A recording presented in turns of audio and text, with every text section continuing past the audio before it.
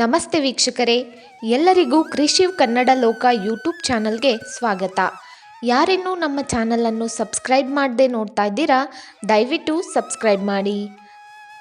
ಫಾಲ್ಗುಣ ಮಾಸದ ಅಮಾವಾಸ್ಯೆಯನ್ನು ಸೋಮಾವತಿ ಅಮಾವಾಸ್ಯೆ ಅಥವಾ ಯುಗಾದಿ ಅಮಾವಾಸ್ಯೆ ಎಂದು ಕರೆಯಲಾಗುತ್ತದೆ. 2024ರ ಸೋಮಾವತಿ ಅಮಾವಾಸ್ಯೆಯನ್ನು ಏಪ್ರಿಲ್ 8ರಂದು ಆಚರಿಸಲಾಗುವುದು. 2024ರ ಸೋಮಾವತಿ ಅಮಾವಾಸ್ಯೆ ಅಥವಾ ಯುಗಾದಿ ಅಮಾವಾಸ್ಯೆ ಶುಭ ಮುಹೂರ್ತ, ಪೂಜೆ ವಿಧಾನ, ಮಹತ್ವ ಮತ್ತು ಸ್ನಾನ ದಾನಕ್ಕೆ ಶುಭ ಸಮಯವನ್ನು ತಿಳಿಯೋಣ. ಸೋಮಾವತಿ ಅಮಾವಾಸ್ಯೆ ಅಥವಾ ಯುಗಾದಿ ಅಮಾವಾಸ್ಯೆಯ ದಿನವು ಅತ್ಯಂತ ವಿಶೇಷವಾದ ದಿನವಾಗಿದ್ದು, ಈ ದಿನದಂದು ಸ್ವರ್ಗೀಯರಾದ ಪಿತೃಗಳನ್ನು ಸ್ಮರಿಸಲಾಗುತ್ತದೆ. ಈ ಮಂಗಳಕರ ದಿನದಂದು ಅವರನ್ನು ಸ್ಮರಿಸಲಾಗುತ್ತದೆ. ಪಿತೃಗಳಿಗೆ ಆಹಾರ ಮತ್ತು ನೀರನ್ನು ನೀಡಲಾಗುತ್ತದೆ. ಸೋಮಾವತಿ ಅಮಾವಾಸ್ಯೆಯನ್ನು ಪ್ರತಿ ವರ್ಷ ಅತ್ಯಂತ ಶ್ರದ್ಧೆ ಮತ್ತು ಭಕ್ತಿಯಿಂದ ಆಚರಿಸಲಾಗುತ್ತದೆ. ಇದು ಸಾಕಷ್ಟು ಧಾರ್ಮಿಕ ಮತ್ತು ಆಧ್ಯಾತ್ಮಿಕ ಮಹತ್ವವನ್ನು ಹೊಂದಿದೆ. ಈ ಅಮಾವಾಸ್ಯೆಯು ಸಾಮಾನ್ಯವಾಗಿ ಸೋಮವಾರದಂದು ಬರುತ್ತದೆ. ಆದ್ದರಿಂದ ಇದನ್ನು ಸೋಮಾವತಿ ಅಮಾವಾಸ್ಯೆ ಎಂದು ಕರೆಯಲಾಗುತ್ತದೆ. ಈ ದಿನದಂದು ನಮ್ಮ ಪೂರ್ವಜರು ಮತ್ತು ಪಿತೃಗಳಿಗೆ ಸಮರ್ಪಿತವಾದ ವಿವಿಧ ಪೂಜೆ ಮತ್ತು ಆಚರಣೆಗಳನ್ನು ನಡೆಸಲಾಗುತ್ತದೆ. ಸೋಮಾವತಿ ಅಮಾವಾಸ್ಯೆ ಎನ್ನುವ ಹೆಸರಿನ ಮಹತ್ವ. ಹಿಂದೂ ಪಂಚಾಂಗದ ಪ್ರಕಾರ ಸೋಮವಾರದಂದು ಯಾವ ಅಮಾವಾಸ್ಯೆ ಬಂದರೂ ಅದನ್ನು ಸೋಮಾವತಿ ಅಮಾವಾಸ್ಯೆ ಎಂದು ಕರೆಯಲಾಗುತ್ತದೆ. ಹಾಗೆಯೇ ಮಂಗಳವಾರದಂದು ಬರುವ ಅಮಾವಾಸ್ಯೆಯನ್ನು ಭೌಮಾವತಿ ಅಮಾವಾಸ್ಯೆ ಎಂದು, ಶನಿವಾರದಂದು ಬರುವ ಅಮಾವಾಸ್ಯೆಯನ್ನು ಶನಿ ಅಮಾವಾಸ್ಯೆ ಅಥವಾ ಶನೈಶ್ಚರಿ ಅಮಾವಾಸ್ಯೆ ಎಂದು ಕರೆಯುತ್ತಾರೆ. ಸೋಮಾವತಿ ಅಮಾವಾಸ್ಯೆ 2024ರ ದಿನ, ಸಮಯ.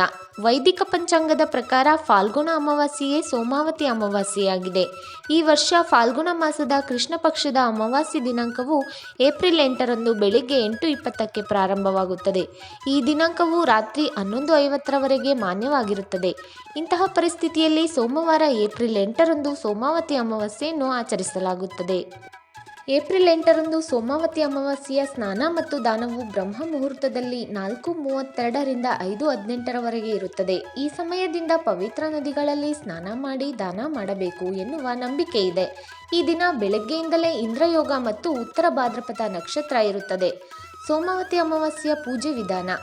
ಸೋಮಾವತಿ ಅಮಾವಾಸ್ಯೆಯಂದು ಸ್ನಾನ ಮಾಡಿ ದಾನ ಮಾಡಿದ ನಂತರ ಉಪವಾಸ ಮತ್ತು ಪೂಜೆ ಮಾಡುವ ಪ್ರತಿಜ್ಞೆಯನ್ನು ತೆಗೆದುಕೊಳ್ಳಿ. ಅದರ ನಂತರ ಶಿವ ಮತ್ತು ತಾಯಿ ಪಾರ್ವತಿಯನ್ನು ಪೂಜಿಸಿ ಅಕ್ಷತೆ, ಬಿಲ್ವ ಪತ್ರೆ, ಭಾಂಗ್, ಎಕ್ಕದ ಹೂವು, ಧೂಪ, ದೀಪ, ಜೇನು ಇತ್ಯಾದಿಗಳನ್ನು ಶಿವನಿಗೆ ನೈವೇದ್ಯವಾಗಿ ಅರ್ಪಿಸಿ. ಪಾರ್ವತಿ ದೇವಿಗೆ ಅಕ್ಷತೆ, ಸಿಂಧೂರ, ಹೂವುಗಳು, ಹಣ್ಣುಗಳು, ಧೂಪ, ದೀಪ, ಸುಮಂಗಲೆಯರು ಬಳಸುವ ಸಾಮಗ್ರಿಗಳು ಇತ್ಯಾದಿಗಳನ್ನು ಅರ್ಪಿಸಿ ಇದರ ನಂತರ ಶಿವ ಚಾಲಿಸ ಮತ್ತು ಪಾರ್ವತಿ ಚಾಲಿಸವನ್ನು ಪಠಿಸಿ. ನಂತರ ಶಿವ ಮತ್ತು ಪಾರ್ವತಿ ಇಬ್ಬರಿಗೂ ಆರತಿಯನ್ನು ಮಾಡಿ. ಈ ಅಮಾವಾಸ್ಯೆಯ ಮಹತ್ವ. ಸೋಮಾವತಿ ಅಮಾವಾಸ್ಯೆಯ ದಿನದಂದು ಉಪವಾಸವಿದ್ದು ಶಿವ ಮತ್ತು ಪಾರ್ವತಿಯನ್ನು ಪೂಜಿಸುವುದರಿಂದ ಜೀವನದ ಎಲ್ಲ ತೊಂದರೆಗಳು ದೂರವಾಗುತ್ತವೆ ಮತ್ತು ಪಾಪಗಳಿಂದ ಮುಕ್ತಿ ಸಿಗುತ್ತದೆ. ವೈವಾಹಿಕ ಜೀವನದ ಸಮಸ್ಯೆಗಳು ಬಗೆಹರಿಯುತ್ತವೆ. ಈ ದಿನ ಸ್ನಾನ ಮಾಡಿ ದಾನ ಮಾಡುವುದರಿಂದ ಪೂರ್ವಜರು ಸಂತುಷ್ಟರಾಗುತ್ತಾರೆ. ತರ್ಪಣವನ್ನು ಅರ್ಪಿಸುವುದರಿಂದ ಪೂರ್ವಜರ ಆಶೀರ್ವಾದ ಸಿಗುತ್ತದೆ. ವೀಕ್ಷಕರೇ, ಈ ಮಾಹಿತಿ ನಿಮಗೆ ಇಷ್ಟವಾದಲ್ಲಿ ದಯವಿಟ್ಟು ವಿಡಿಯೋವನ್ನು ಲೈಕ್ ಮಾಡಿ, ಚಾನಲನ್ನು ಸಬ್ಸ್ಕ್ರೈಬ್ ಮಾಡಿ. ಕೇಳಿದ್ದಕ್ಕಾಗಿ ಧನ್ಯವಾದಗಳು. ಮತ್ತಷ್ಟು ಒಳ್ಳೆ ಮಾಹಿತಿಗಾಗಿ ನಮ್ಮ ಚಾನಲನ್ನು ಸಪೋರ್ಟ್ ಮಾಡಿ.